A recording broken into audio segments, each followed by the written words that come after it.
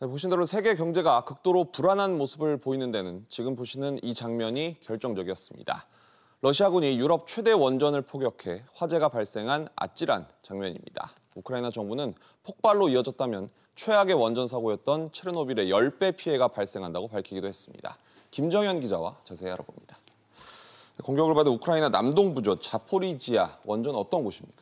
네, 자포리지아 원전은 세계 10대 원전 중 한 곳으로 단일 단지로는 유럽에서 가장 큽니다. 이 우크라이나 전체 전력량의 4분의 1을 차지하는 우크라이나의 핵심적인 전략 자산인데요. 네. 타격을 입을 경우 방사능 유출뿐만 아니라 이 우크라이나의 전력 수급과 또 통신 차질 등의 피해가 상당할 것으로 보입니다. 러시아군이 이곳을 점령한 이유인데요. 네. 다행히 원전 화재는 보수 작업으로 일시적으로 가동을 중단한 원자로에서 발생했고 또 이 가동 중인 원자로에 불이 옮겨 붙지는 않았습니다.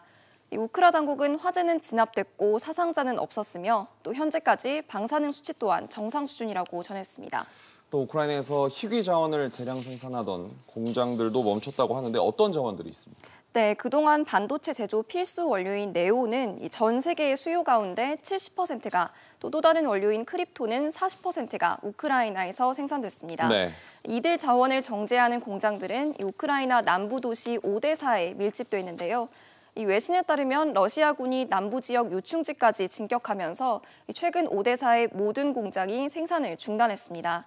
업계에서는 이번 전쟁이 장기화되면 자동차 업계뿐만 아니라 전자, 스마트폰 업체가 큰 타격을 받을 것이라는 우려를 내놓고 있습니다. 네. 국제 신용평가사 무디스는 우크라이나 침공이 코로나19를 누르고 세계 공급망 생태계의 최대 악재가 됐다고 평가했습니다. 또 강력한 금융 제재죠. 핵폭탄급 금융 제재라고 불리기도 하는데 스위프트 퇴출로 러시아 기업들이 중국은행으로 눈을 돌리고 있다고 하죠. 네, 그렇습니다. 이 외신 보도에 따르면 미국과 EU의 경제 제재로 달러와 유로 결제가 막힌 러시아 기업들이 이 위안화 거래를 시도하고 있습니다. 한 중국 국영은행의 모스크바 지점에는 지난 며칠간 200에서 300개의 러시아 기업이 중국과의 사업을 위한 계좌 개설을 문의했습니다. 러시아 기업들도 살 길을 찾고 있는 건데 얼마나 효과가 있을지 좀 봐야겠죠. 김 기자, 잘 들었습니다.